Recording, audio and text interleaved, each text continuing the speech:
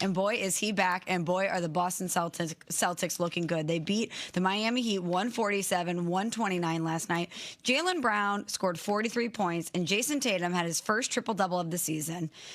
He finished with 25 points, 18 rebounds, and 11 assists, which scored 53 points in the first quarter, a franchise record that tied the second highest total for an opening quarter in NBA history. Guys, the way that the Boston Celtics are playing now that Tatum is back, Brown has been this way all season long. Are you looking at them and kind of penciling them into the finals? Harry, we'll start with you. 1,000%. And I said to Freddie, remember before Jayson Tatum even came back on Freddie and Harry, I said, listen, if Jayson Tatum comes back about 10 games before the playoffs start, and he gets back acclimated to from the conditioning part of the game, and I don't see a drop off from when he left. Yeah, I'm picking the Boston Celtics to come out of the Eastern Conference, and the way these two guys are playing, being that 1-2 punch with Jalen Brown still leading the charge. But Peyton Pritchard coming off the bench. I like Kata as a big man as well. And Shireman coming off hitting the three-pointers as well. So I really like the Boston Celtics. And because they have that experience, they've been there, they've done it. They've lost the NBA Finals to the Golden State Warriors. They've won an NBA Finals. They have so much DNA when it comes to playoff basketball. That's why I trust those two, Jayson Tatum and Jalen Brown, and the Boston Celtics, more so than I do anybody else in the Eastern Conference right now. Right now, they're the best duo in the NBA when it comes to Jayson Tatum and Jalen Brown. That's no disrespect to what we've seen from Jamal Murray and Nikola Jokic. When Jalen Williams is healthy with Oklahoma City and SGA, that's a terrific duo. Stephon Castle and Victor Wembanyama, they're on the come-up involving that comes to San Antonio Spurs.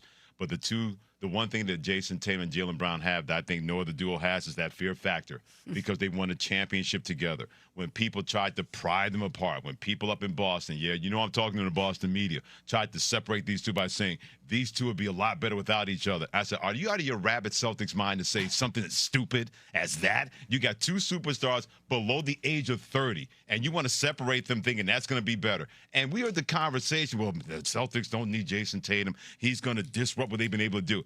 Hey, Slappy, they're 9-2 in their last 11 games ever since Jayson Tatum got back for the Boston Celtics. You don't say something like that and think that that's going to work. And a guy who is a bona fide superstar, an NBA champion, you're trying to tell me the Celtics will be better without him than bringing him back? We've seen exactly how he's been able to elevate his game, but also everybody else's game continues to elevate. And I think we got to give Joe Mazzulla a lot of credit because people wonder, could he integrate Jayson Tatum back? So that's not going to be a problem. That guy's going to be just fine.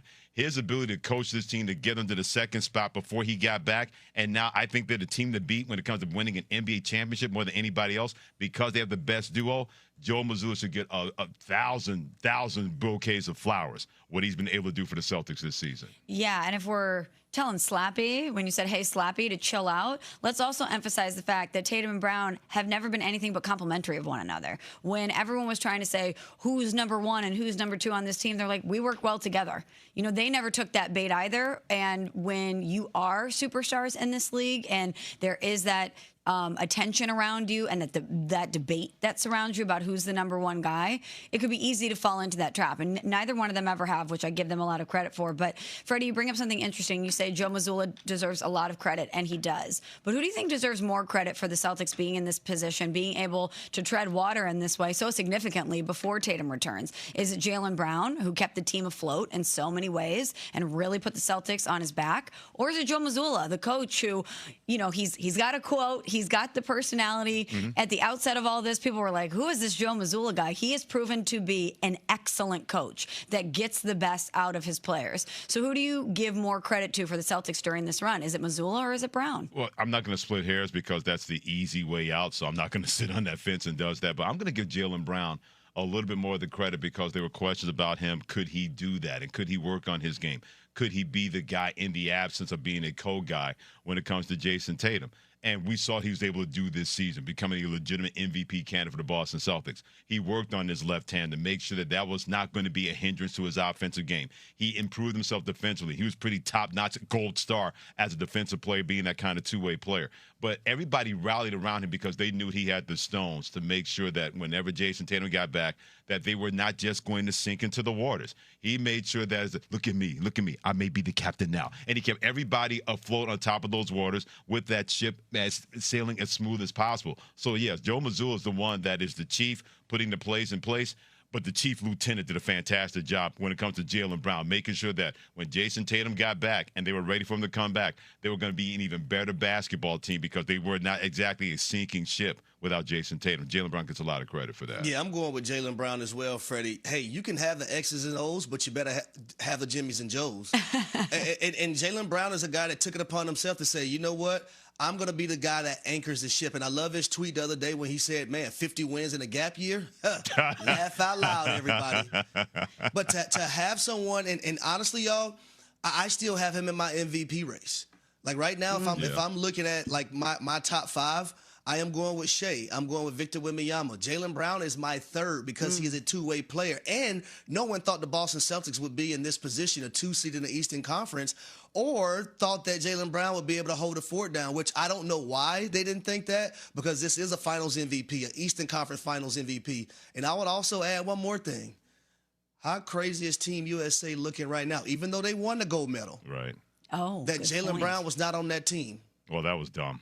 Like, what he's doing right now, look, his last 7 games, y'all, he's averaging 33.5 points, 6 rebounds, 6 assists.